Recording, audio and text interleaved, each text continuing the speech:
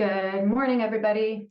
We are going to get going on this exciting webinar in about a minute, but we're going to let folks join us. And if you're wondering if you're in the right place, this is the Health Speaker 2024 Social Outlook webinar, where we're going to be looking at what's ahead in the exciting year of 2024 when it comes to social issues that are going to be impacting all of us working in the sector. So we'll give folks a couple of minutes to join to make sure our chat's working. If you guys wanted to say hello, what organization you're coming from in the chat, that'll give me a chance to do a couple of shout outs, and then also something exciting for us to do while we wait for folks to join in, because we've got about 200 or so signups today. Folks that might be here live, or folks that might be watching this after the fact. So always excited to do that. Jill Chambers raising a hand. Do you want to drop that in a chat, Jill, as well, if you have a question or anything? Q&A. Looks like the chat is disabled. Thank you. Awesome for letting us know. This is why we do this. Let's see. My team's gonna work on that in the background. So I guess I'll just entertain you until they figure it out. But that'll help when you put up your hand. Sergio Chris put up a hand too. Let's see. Oh yeah, lots of participants putting up their hand. Okay, let me just see. Okay, looks like it's still disabled there, team.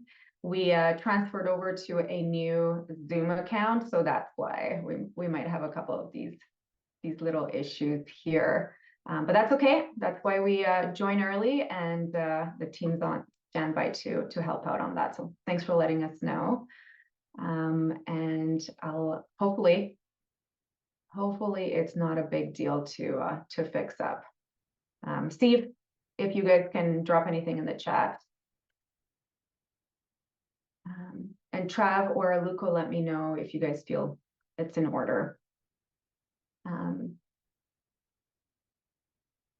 think we might be in business. Maybe. Philip, hi Philip. Good morning. Hi Philip. Nice for you to join us. Okay, we'll give folks one more second here, and we'll get started. Okay, we're at 45. Okay. So we've got Andrew Lejeune, Andrew Thornton, Annika Ines Bousquet. Awesome. Well, so all these folks, I'm guessing they're unable to do the chat, but we'll work on that. All right. In the meantime, probably not why you guys joined the webinar, so I'll dive into it now. So welcome everyone. I wanted to, of course, confirm that you're in the right place. The webinar will be recorded, so by all means, don't feel like you need to necessarily take furious notes or anything like that. It will be recorded and sent to you. But the topic at hand is the year ahead and what we might expect from social trends as we dive into 2024. So we'll start with but an important component, which is our land acknowledgement. And all of you guys, if you are able to put in your chat the territory you're joining us from. I'm joining you from Treaty 7 and Calgary, Alberta, or Mohkinstsis is the traditional name here. The land acknowledgement, and what I wanted to do today that's a little bit different than what we normally do. This is a painting of the mother bear. It's done by my longtime friend, Michael Thad. He is a Dene artist, and he lives in Yellowknife. So of course, used with permission. But the other part of what I do is I'm trying to do my reconciliation work, not just as a company, but me personally.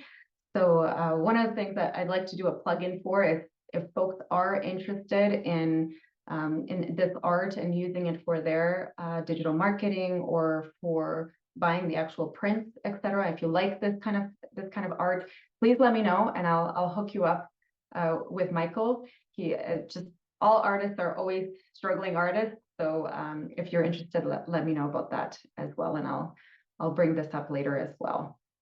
I'm just going to check the Q&A. Oh, Treaty 1, thank you. Oh, it says Andrew's saying that chat is still disabled, their team. So just FYI. Okay, awesome. So with that, let's get into it. Just two whole seconds about what Help Seeker is and why we do these webinars. We are working on bringing technology solutions to complex social challenges. And that means building new social technology products, and then, of course, bringing some of our system change expertise to support communities that are tackling these, especially when it comes to data. And so we have 3 products that are at different stages and different use cases, but Cardo is probably our most well-known one, which is a data analytics for social systems planner platform. So helping you with those tough, what do I do with my data and how does it help me make the change I want to see in my community. Navigi, if you're familiar with that product, it's supporting folks that are looking for support and need to connect to support. So it's a social services marketplace, connecting health seekers and service providers. And then Moretto, our most recent innovation, is around data collection to support collaboration and impact within and across systems of care. So folks that are looking at collaborating on coordinated access or common client lists, that type of work, or need to collect data and process data for different reporting. So that's us in a very quick snapshot. In terms of what's ahead and what I wanted to dig into in terms of the webinar, we've got exciting political trends afoot, not just in Canada, but worldwide, that I want to highlight for you folks that are going to be impacting the social sector very, very deeply in 2024. Of course, there's social or broader societal trends that are going to hit us as well, economic, technological changes, health and well-being, and then I really want to pay attention to the housing and homelessness one and kind of dig into it, because that is definitely going to be a continuing major challenge here as well. So that's the overview of the presentation as well. So welcome to 2024. The question becomes, what kind of year is this going to be? I'm sometimes accused of being too negative or looking at the glass half empty. And so I'm going to do my best to highlight these shifts and trends and have both worst case and best case scenario spin on them. So I'm going to really challenge myself to look at the opportunity as well. Having said that, we are in the business of solving complex challenges, so it's important to identify them as well in the year ahead, and obviously look for the opportunities around how we might tackle them. But if we don't know about them, there's not much to tackle if we don't know what we're looking for. So welcome to 2024. Okay, so a couple of things around Canada in 2024, and this picture, as you can probably tell, is one of a mass encampment. The encampment struggle across the country is a really important, not just symbol, but a visceral exemplification of this landscape and these tensions that we're going to continue to manage in the year ahead as systems planners and as organizations working on complex social issues. So I wanted to go through a couple of these components, and then we'll dig into them in more detail. The first is the political dynamics at play. There's significant political changes afoot that are going to be impacting our healthcare, education, and social welfare. So these dynamics, and I'll get into them in a second, are going to impact how funding gets distributed, what the themes of funding will be, and of course, the types of policy that are going to be rolled out. And you'll see in a second why.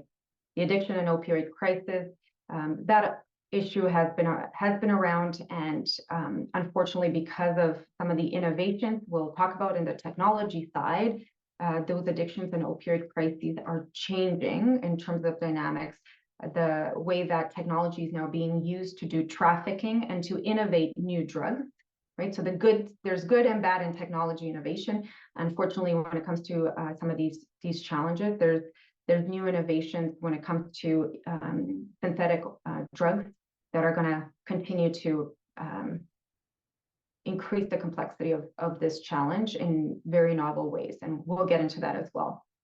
Economic and social inequality. I don't need to tell you guys that systemic inequalities are going to continue to become political hot potatoes, but that activism that comes with it in terms of challenging these systemic inequalities creates new types of tensions and new types of group formations, alliances, and what used to be the champion of a social cause can easily be turned into a working for the man type of language as well because of some of these tensions. So it's none of this, by the way, is either good or bad. These are observations. The technological revolution and its impact on work.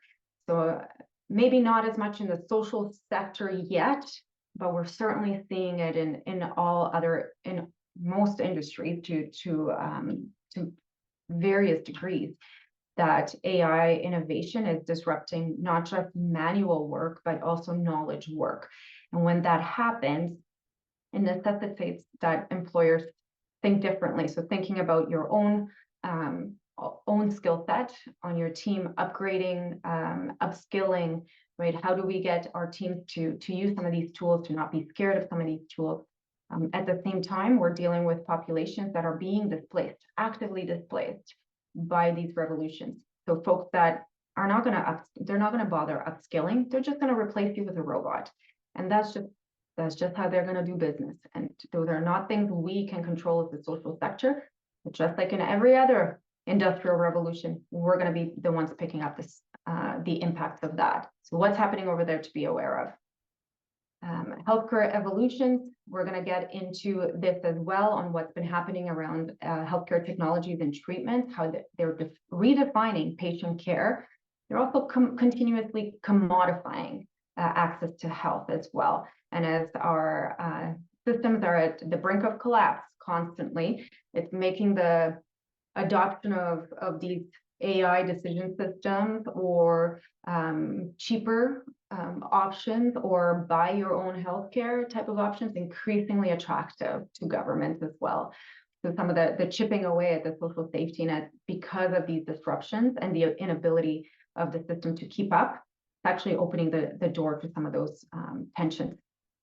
And then lastly here, around the escalating housing and homelessness crisis, I've been in the homelessness sector.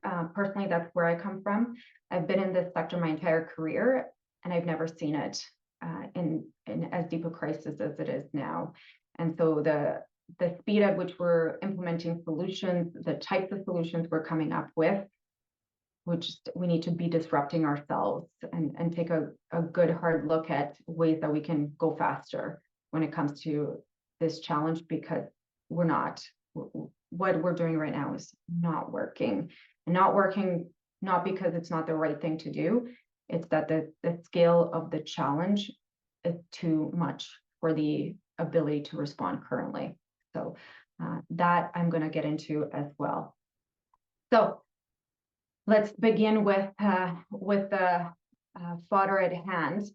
The decade of binaries continues, and I don't need to tell you, because you're all listening to the news and are plugged into your own communities, the tensions around the haves, the have-nots, the pro-Palestine, the pro-Israel, the pro-capitalism, the pro-socialism. These binaries have existed in our communities for a long time.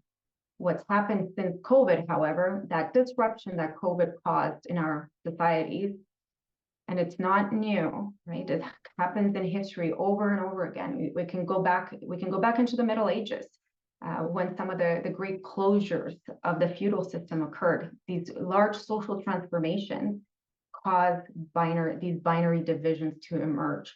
So we shouldn't be surprised that we're going to continue to see these binaries, these families broken apart by by tensions like this. COVID, do we get a vaccine? Do we not get a vaccine, right? The trucker convoy, the pro-Palestine protests. These are not just emblematic, but they're symptomatic of greater social disruption that's happening at a global societal level. So we shouldn't be surprised when these continue to emerge, and we should keep our eye out for the next one, right? Because there will be a next one. The Ukraine one, I don't know, is anybody even talking about Ukraine?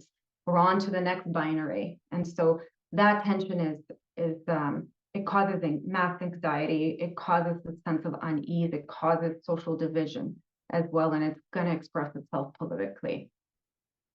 So on that note, if anybody's watching has watched the Iowa win that Trump had as a landslide win, you'll know that those dynamics in the US, our closest ally, our next door neighbor, those are going to have ramifications in terms of our political culture as well. We know the liberal and conservative struggles. We know that Poilievre has a really, really good shot because of some of these challenges that the liberals have faced in terms of the economy. So we need to be watching that extremely closely, and we need to be watching the Trump. So far, very likely we might end up with Trump back in office. The liberals in the U.S. election, those debates that are happening in the U.S. will spill over. We know this from our entire history as a country, that those trends in terms of social policy, some of the tensions that the U.S. election is unearthing in the U.S. is going to have ramifications, and we're probably going to see that emerge in our political discourse as well. Regional tensions afoot. I live in Alberta. I come from Romania. That's a whole nother story. But regional tensions and jurisdictional debates are also very likely gonna have a role to play. And so a conservative government might have a different relationship with a provincial conservative government around some social policy. But certainly things like healthcare funding, things like immigration targets, things like Alberta wanting to come out of the pension plan or the Sovereignty Act and so on, they are showing that there's this regional kind of tug of war happening, at least currently, between the Liberals and especially some of the conservative governments. At the same time, we hear Francois Legault talk about immigration targets overwhelming the social sector in Quebec, because 60% of newcomers that are landing in Canada, especially folks that are coming from refugee backgrounds, they're not able to maintain that pace to absorb that demand. Toronto has had similar struggles in terms of refugees that are arriving and have to go into shelters. LGBTQ2S+ rights, especially in the education system. If you haven't been aware of what's happening there, we actually have a cool paper on this as well if folks are interested, but specifically in Saskatchewan. So the right of parents to know how their children are self-identifying at school. I mean, this parent rights movement being put in opposition to children's rights and LGBTQ2S+ rights, right? It's part of that binary, right? That where's the middle ground? There is no middle ground. It's either you do it or you don't do it. But how do we have the conversation about what's going to work for everybody? It's tougher and tougher to do. Immigration, if you haven't noticed, Canada is made up of immigrants. I'm one of them. I'm so proud to be a Canadian that has a Romanian background. And Canada is continuing to bring in more and more immigrants, where we have an aging population. This is going to be our path to growth. But of course, the face of Canada is changing, right? The diversity of community, especially in urban centers, is changing. The ability for us to absorb newcomers into our social systems, into our communities, into our school systems, our workforce. Do we have the right tool set when it comes to policy and when it comes to programmatic interventions? And I would say there's also the question that our social sector organizational infrastructure enable that to happen as well. If you're having more and more folks come that don't speak English, do we have folks on staff? Do we have technology to help us in the translation side? So there are really practical implications that this is at foot. A couple other components that are really important to keep an eye out for in terms of 2024. The Indigenous Child Welfare Reform, so the federal government's landmark decision to address some of these historical injustices, that will become a pivotal topic that's going to continue in 2024. Indigenous communities and treaty confederation leaders are really taking up the helm, and I have another slide about this in a second, but they're stepping up into those roles, and they're negotiating nation to nation with Canada. They're also negotiating nation to province as well when it comes to provincial relations for their communities, and also their communities that are off reserve.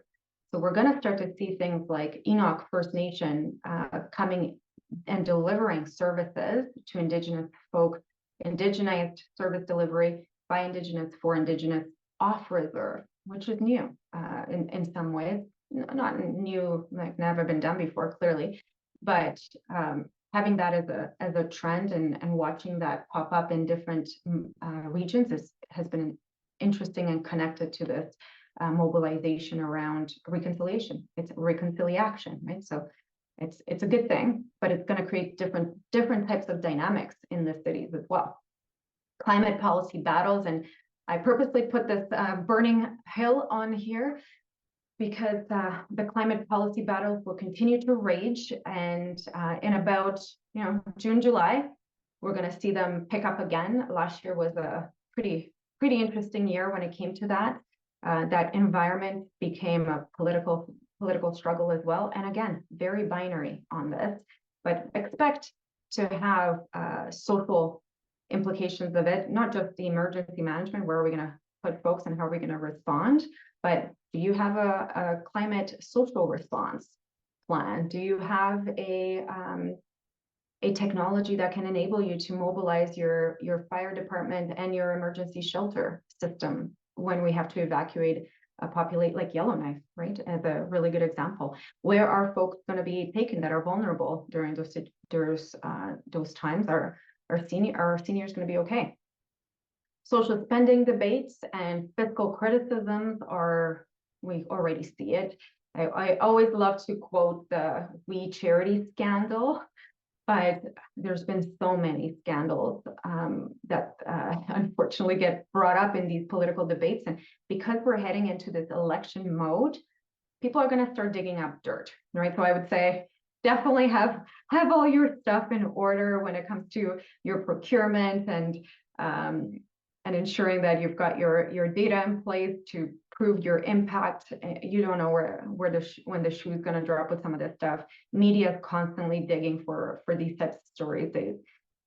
We saw it in BC as well last year around BC housing and some of the conflict of interest between the CEO and one of the executive directors of a funded agency, that they were married, and all like things like that those are fodder for these political debates. People live and breathe by finding those juicy stories and making them a thing.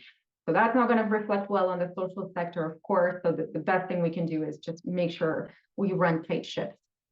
And then a minority government instability. So again, we're an unstable minority scenario. At any time, if the dental plan doesn't go through and the NDP remove support for the Liberal government, I mean, this election could be much sooner than next year, than 2025. This is an interesting one. And P.S. This Fuck Trudeau sign is not from, and I'm sorry, Luco, I said I wasn't going to say the word, but I had to read the poster. But the flag doesn't just come from Alberta. To some people's surprise, it actually comes from BC, which is a relatively left-leaning province generally. But the sentiment of displeasure, the sentiment of we need to get our country back, we need to put it back on track. The sentiment is growing, and I mean has grown and has been there for a long time, but is definitely emerging in very interesting stop sign graffitis as well, if you haven't come across those. But it's another example of this binaryism. And the reason for that too is, the fodder is being fed by the political machineries as well, because we've got some interesting elections happening. So we've got for sure BC, New Brunswick, Nova Scotia, Saskatchewan, and Yukon. That's a lot of elections. That's a lot of change, but just this year alone. But all leading up to potentially our nice federal election as well. So that's the gist there. So in terms of this, my team said, Alina, do not go in depth on it because it's never ending. I do have to say I have all of them listed here as well. And so if you guys ever want to get into it with me about what this means in terms of provincial elections, merits its own webinar. But changes afoot. In terms of social components as well, I wanted to dig into the mental health and housing affordability ones in particular depth. I will say though that there's some systemic components that are continuing on. So for sure, the Indigenous injustice, the more we dig, the more we find. Yet, are we tuning it out now? Because it's, I've already heard it.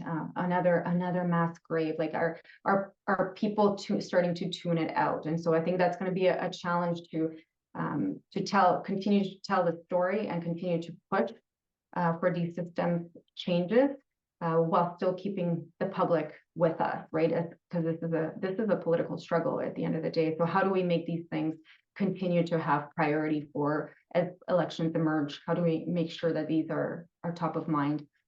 But this widening inequality as well fuels sense of anger, right? And so this rich-poor divide, sometimes it manifests itself in a really interesting ways. So the fact that, we've got trillionaires that are extracting wealth from all of us, that the bottom 99.999%, instead of kind of looking up and thinking, that's weird, that's interesting.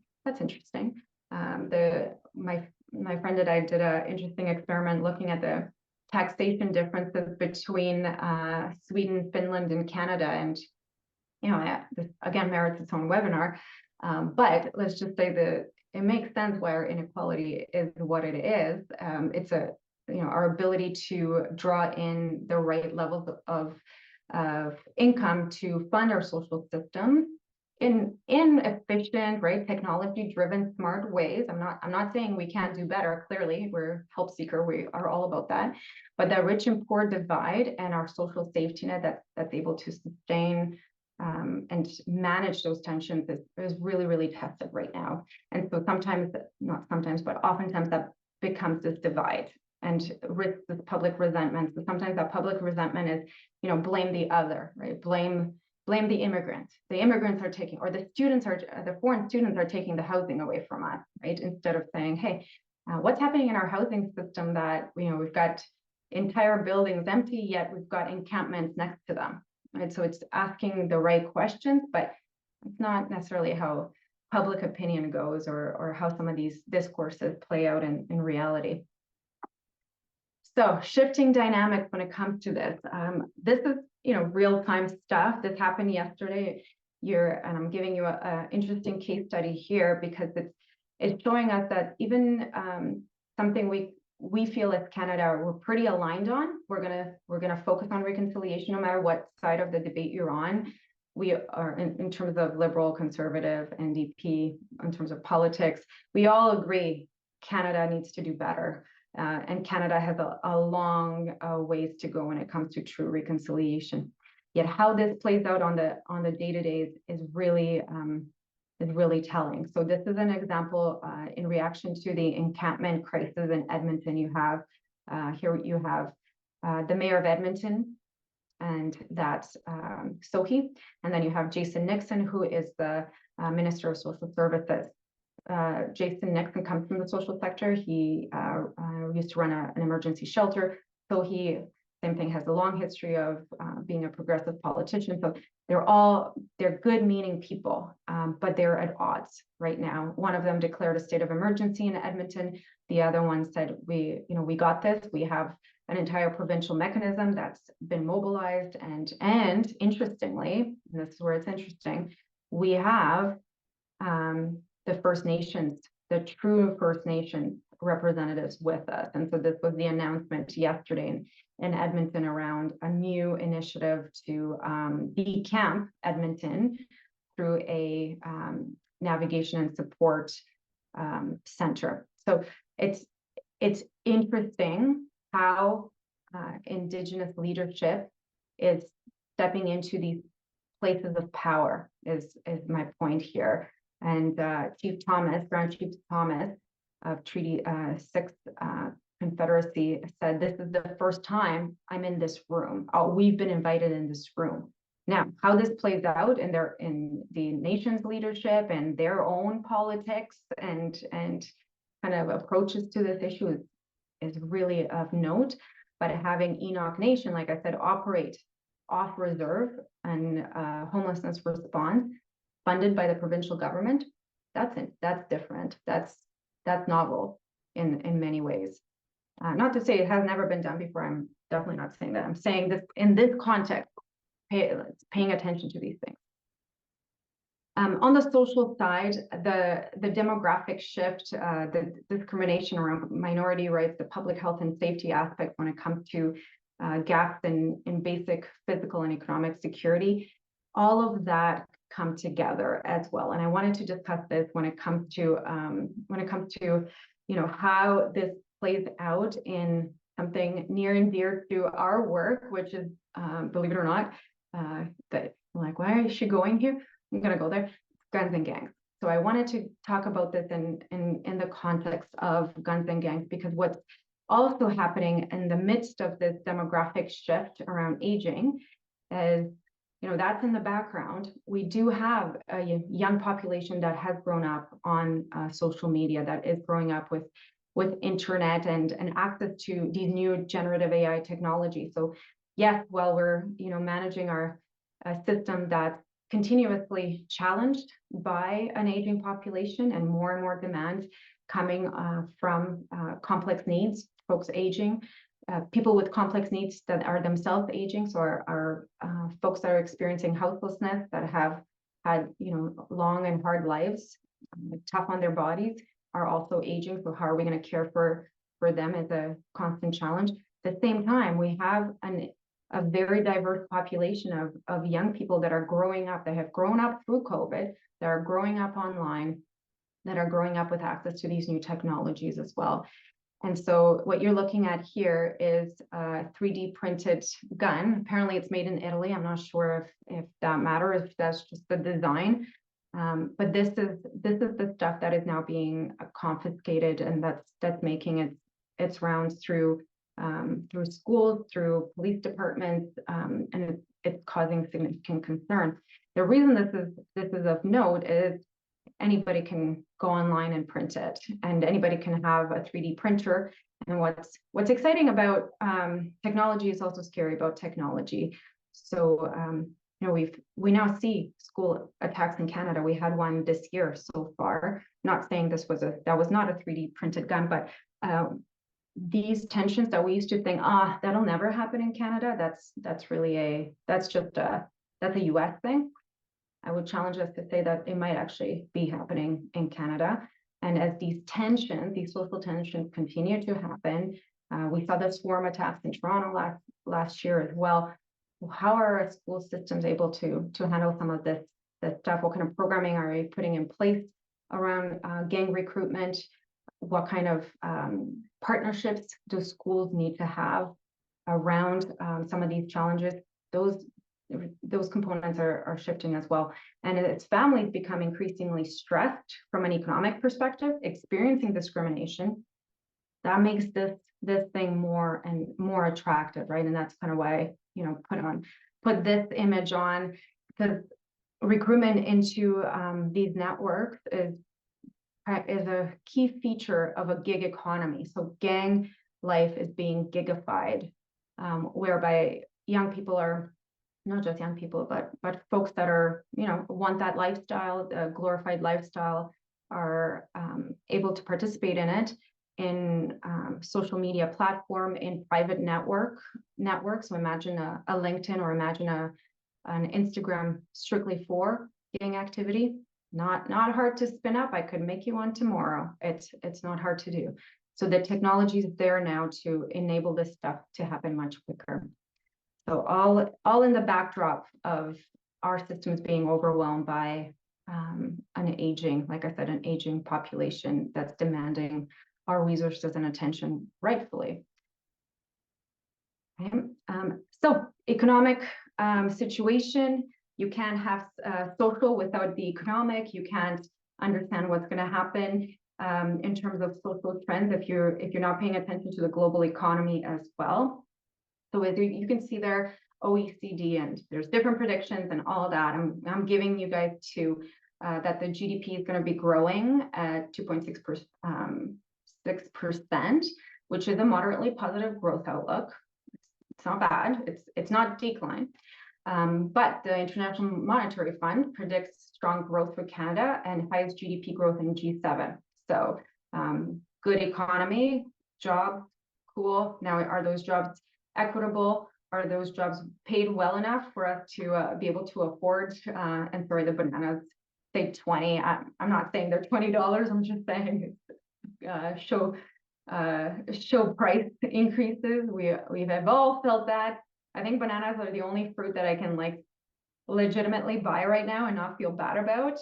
But gas prices and of course this whole concept of Canada's doing good. We're attracting immigrants. That's making us grow. Awesome. Yet at the same time, those immigrants, right? And I had this too in the 90s where people are saying like, your dad's taking away jobs from the rest of us. Those tensions are going to emerge because there's scarcity of housing, there's scarcity of access to support. So again, economic growth will have these implications. A couple other ones, just to keep things in mind that not everybody has a rosy forecast. So BMO forecast is only 0.6% and global data has 0.9%. So maybe the OECD and IMF are saying 2.5.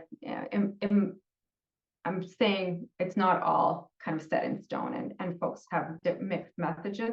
It's not going back. It's not decreasing though, right? It's to what extent is it growing? On the technological side, and of course, this is like my jam, the technology space.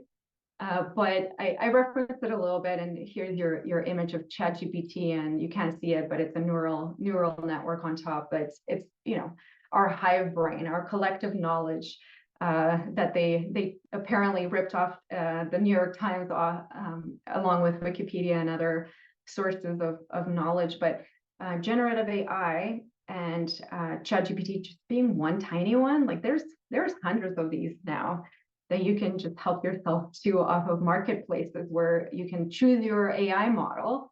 It's cheap, really cheap. It's efficient, and it's really spreading into different industries at an accelerated pace, and it's displacing work. It's making work different.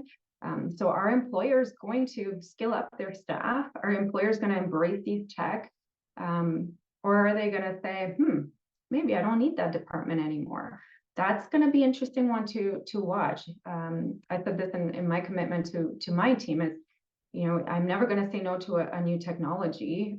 I will always encourage us to skill up, to use a new tool, to get excited about this stuff. It's nothing to fear, but that's a choice employers make that have that power in those relationships. And are we gonna have considerations where entire industries are going to be wiped out, and are we going to pick up the impacts of that? The metaverse growth is another interesting one to watch out for. I'm not sure how many of you have VRs in your house now. I know Oculus has made its debut in my family with my kid Reese being one of these kids that are doing gorilla jumps in the, I'm like, what is that noise? Oh, it's my kid exercising in virtual reality. Okay. He doesn't think it's kids exercising, so that's awesome. But the metaverse is here to stay, and it's starting to capture the consumer imagination. So $936 billion industry, applications in gaming, retail, manufacturing.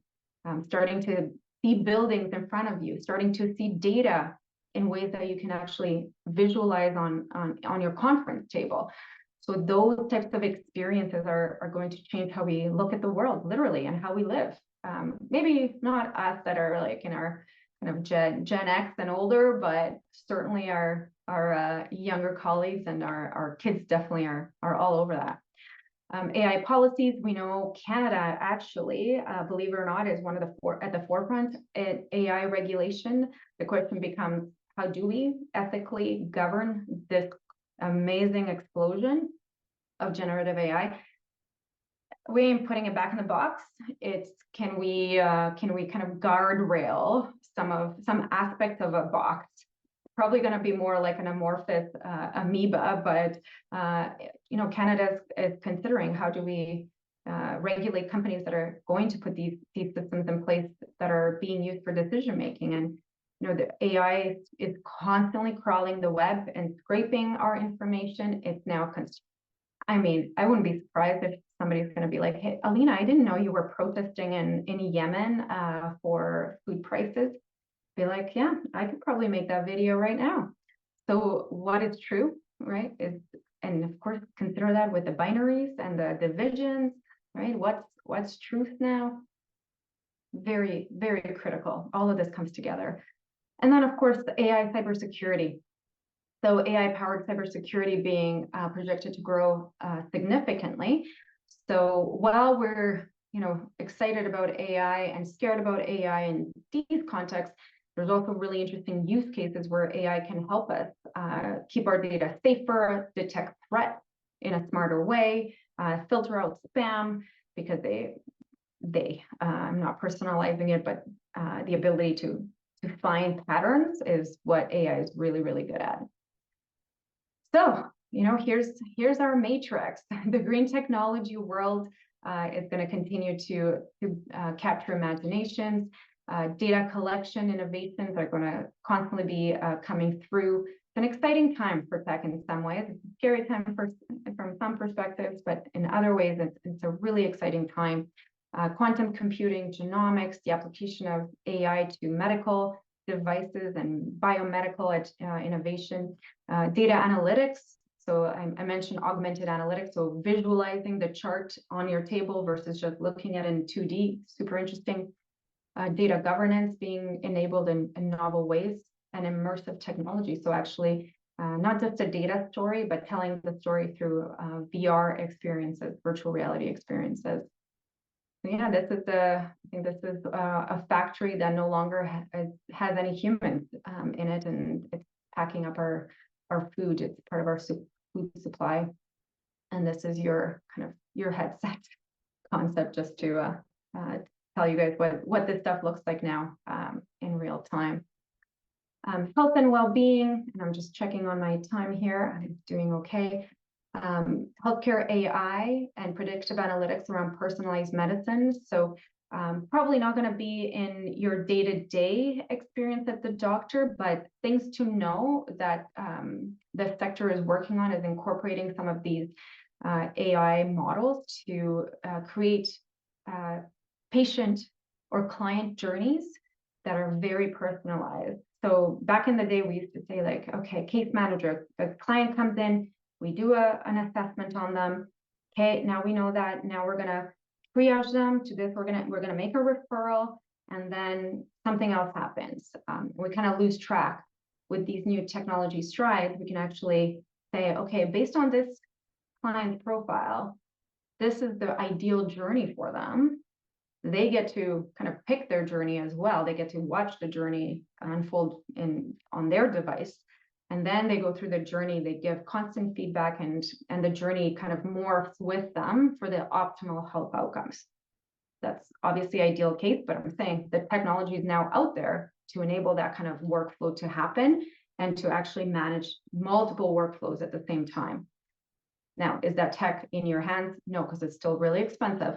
But just like everything else in tech, it becomes very, very cheap and affordable over time.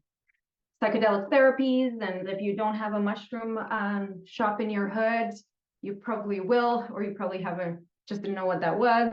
but psychedelic therapy is being accepted now as part of the treatment around mental health.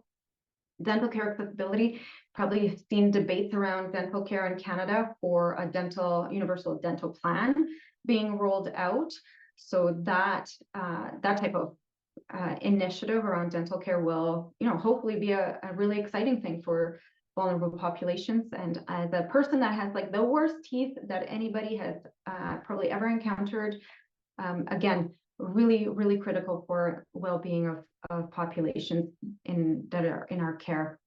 MAID, so this is the medically assisted dying policy changes. So this extension of medical assistance in dying in Canada to include mental illness, highly problematic, of course.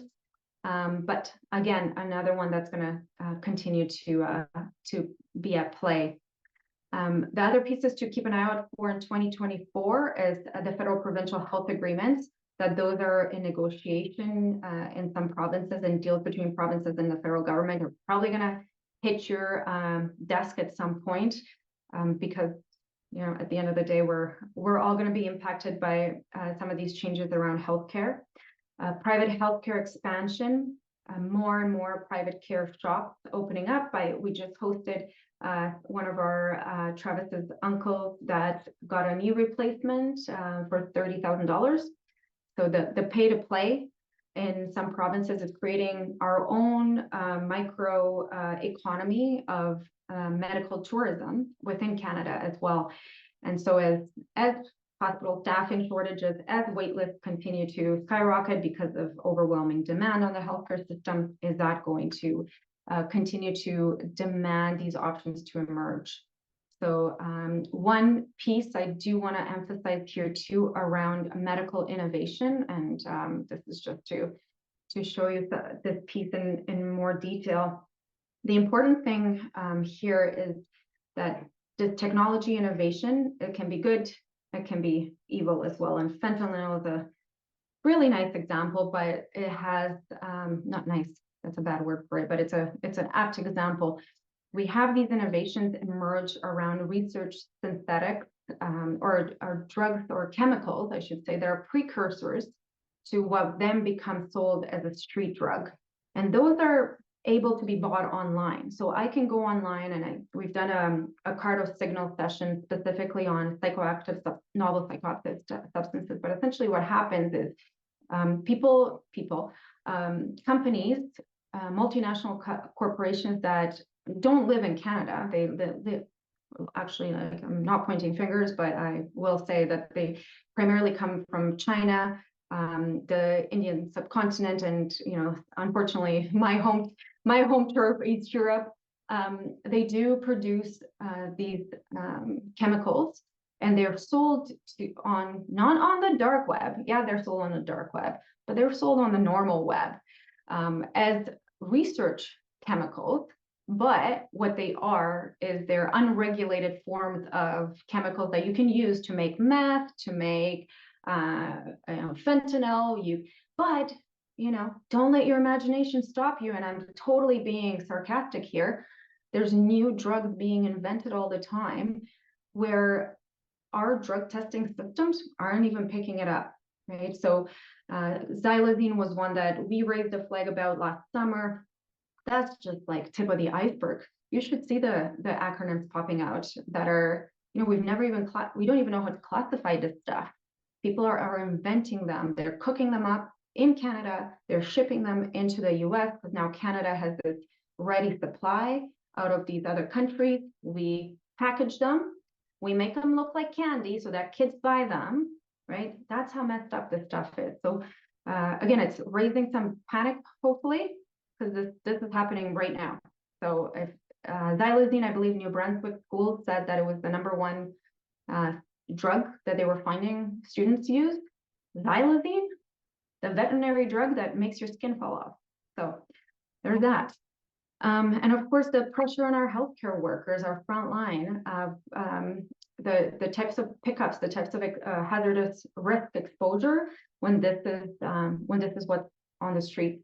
Not just literally on the streets, as this image shows, but in hospitals and schools, etc. So our occupational health hazards have shifted.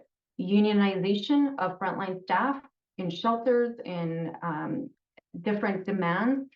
Quebec labor movement is a really good example of saying that the game has changed. Our deal has to change. Our risks are different now. So yes, there's advancements, but it ain't all good. Okay. So let's go back into it. And this is like my last theme. So, and the one that's closest and dearest to my heart, the housing and homelessness crisis. And so I'll take a run at the rental market first. That while we raised the alarm around inflation last year, and we talked a lot about what that was going to do to rental rates. And yes, we've had some potential relief from BC, for instance, out getting short-term rentals like Airbnb off the market. We still haven't seen necessarily the realization of what that's going to do. So we don't know if it's going to relieve stress on that kind of that highest risk of homelessness population, or the most folks that are on limited income, like seniors. Right? But we know, however, that interest rate cuts are anticipated. So Bank of Canada is expected. Now, is it going to be Q1, Q2, Q3? We don't know. Is it going to be 1 percentage point, 0.1 percentage points? Again, well, I'm sure they're watching it closer than anybody else. But that could stimulate the housing market, especially in the spring season, if there's now more buying capacity. If these, that signals to us that the inflationary pressures we had last year are easing, right? Now, having said that, despite these cuts, elevated borrowing costs will very likely restrain home buying, especially in the first half of the year. So what that means, besides your staff being able to afford to own their own home, is that the pressure on the rental market is going to continue to be at play. So that rental market pressure has been a significant concern. And while inflation seems to be doing a little bit better, you know, that's not going to suddenly make the rental market affordable anytime soon.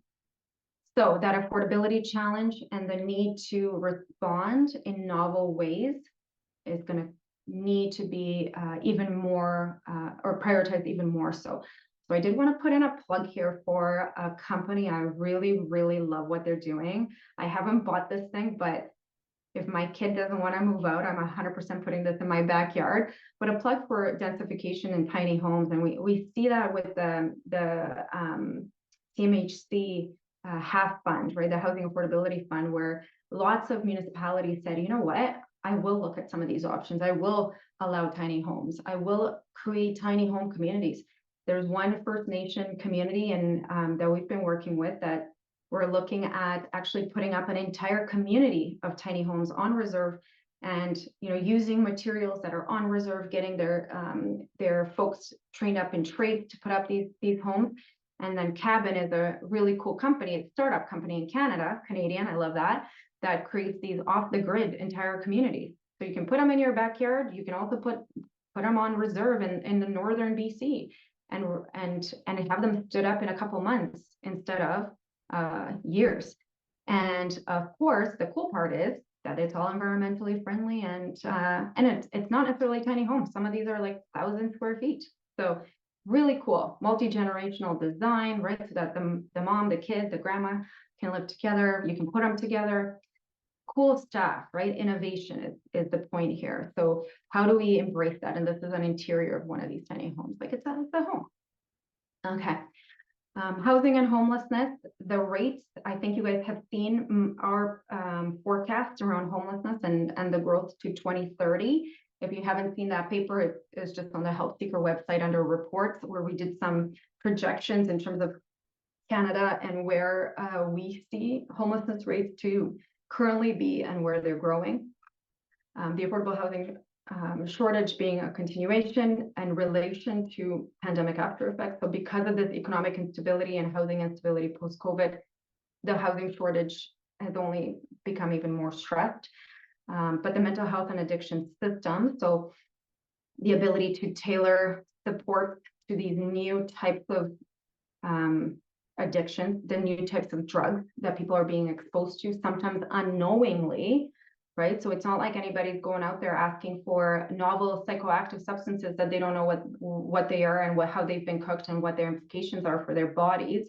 Some of the drugs coming into these communities, we don't know what's in the drugs. We don't know what's in the supply, right? We know meth is the thing, continues to be a thing. Cocaine continues to be a major trafficking kind of focus for illegal trafficking networks. But we also know these novel substances that kind of piggybacked fentanyl as in some ways that opened it up, that, hey, we can innovate. We can dig into the research literature from the 1960s when we did some of these experiments in the 60s, actually. The United States Army used to do some of these experiments. Some of those experiments and those files have become open. And so you can actually trace how these research shops in China are looking at that literature and saying, oh, here's a new drug. It's not regulated, but it's been shown to have this this kind of impact on the brain. Why don't we have that as another product line? Again, it's happening. If you don't believe me, I have a whole paper on it, but do some research yourself if this is of interest. And encampment. So that, we've never seen it like this in Canada. I spent some time though in San Francisco with my family, and man, they do not have it right there. Let's not follow the US on any of this stuff. You guys, we got to do better. What they're doing there every morning, Travis, and God bless him, he booked us in the Tenderloin, not because he was trying to make this a research project. It was me, him, and our 10-year-old. But every morning they would tear down an encampment that had popped up that evening.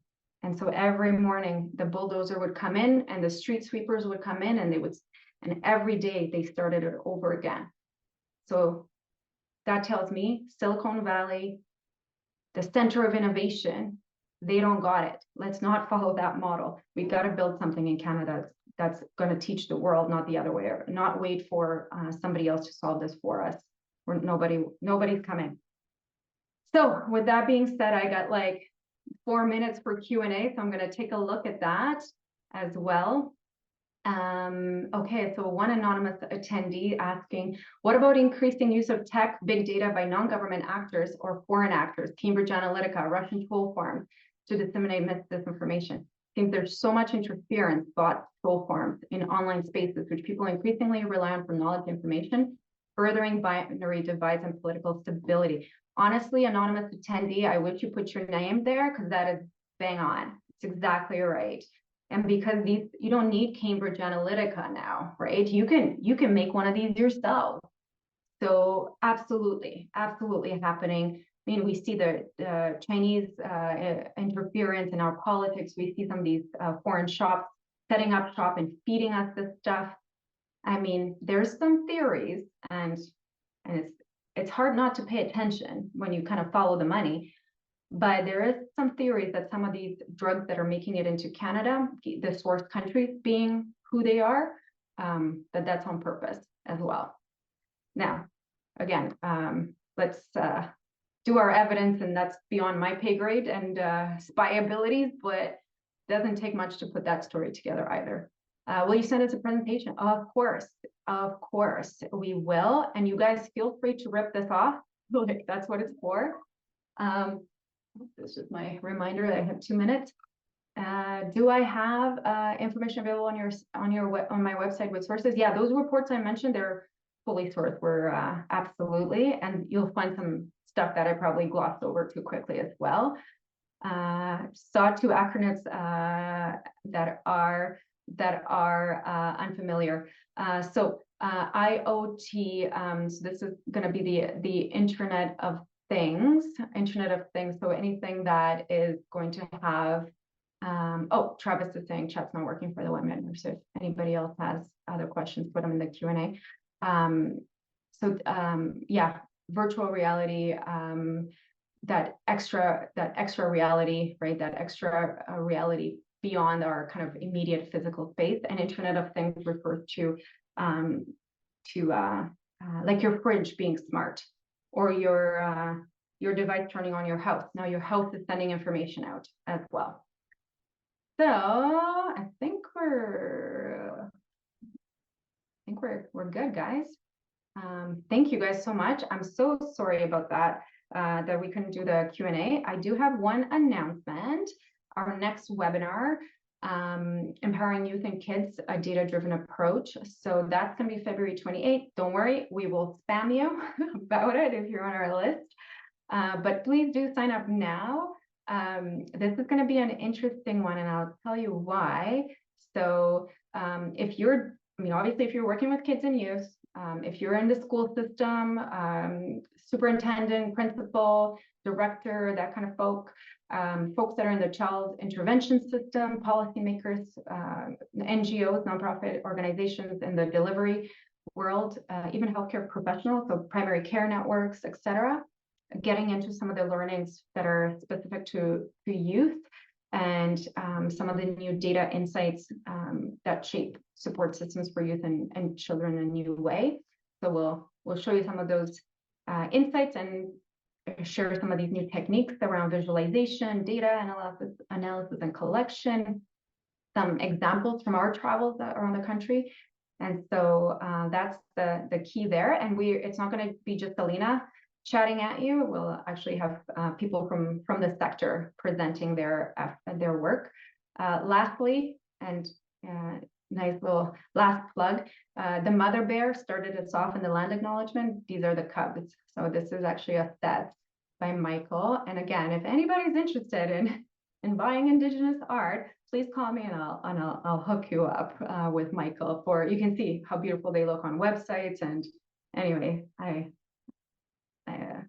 can't say enough about how beautiful this stuff is. So that's it, guys. Thank you so much, and I'll see you at the next one. Bye now.